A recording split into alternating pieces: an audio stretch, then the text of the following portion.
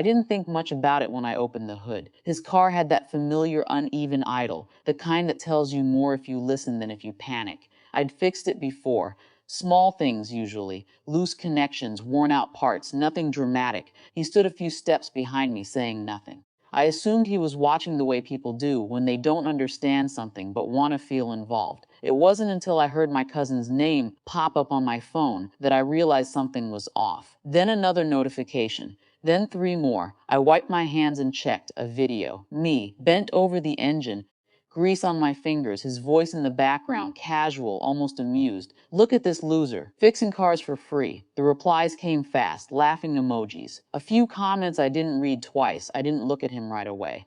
I just locked my phone and stood there for a second, feeling something settle into place, not explode, not rise.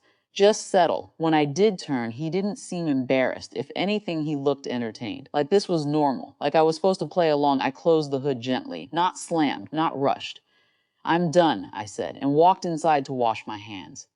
He didn't follow. By the time I left the house, the video had already moved somewhere else. Facebook. Same clip, different caption this time. Look at this Fulcher. That word stayed longer than the rest. I didn't reply. Not to him, not to anyone in the chat.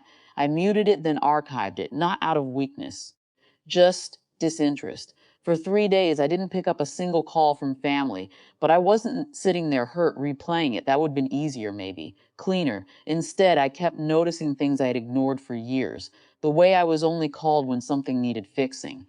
The way help was expected, but respect was optional. The way every favor I did lowered my position instead of strengthening it. It wasn't one moment. It was a pattern that had finally stopped hiding. On the second day, I opened my laptop, not angrily, not even emotionally, just carefully. There were things in my name that shouldn't have been. Small registrations, informal arrangements, responsibilities that had quietly been handed to me over time because I was reliable, because I didn't say no. I started undoing them, transferred what needed transferring, removed my name where it didn't belong, closed access where it had been assumed permanent. Everything clean, documented, final, no messages, no warnings. By the third day, it was done. That's when the calls started. At first, I thought it was coincidence. Then the frequency made it obvious. My father, my uncle, two cousins who hadn't spoken to me properly in months. I let the phone ring. Then a message came through. Not from him, from someone else. What did you do? I read it twice. Not because I didn't understand, but because of how quickly the tone had changed. Another message. Things are getting serious here. Pick up. I didn't. Later that evening, he called again. I watched it ring this time.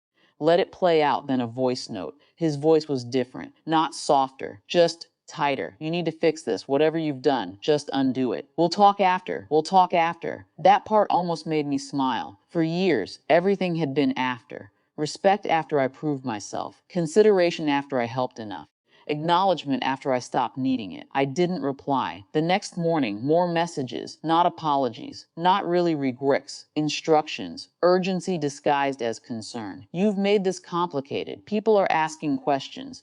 This isn't the way to handle things. I read them slowly, not to analyze, just to confirm something I already knew. Nothing had actually changed for them, only the position had. For the first time, there was something they needed from me that I wasn't automatically giving, and it wasn't repairable with a quick fix.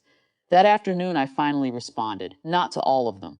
Just one message, a simple one. I won't be involved anymore. No explanation, no justification. I turned my phone off after that. There was no sense of victory, no relief either. Just a kind of stillness that felt unfamiliar, but stable. I went back to my own work, paid work, work where effort had a defined value, where results weren't turned into jokes. Sometimes I still think about that moment under the hood, not the video, not the caption, just the second before I realized I was being watched differently than I thought.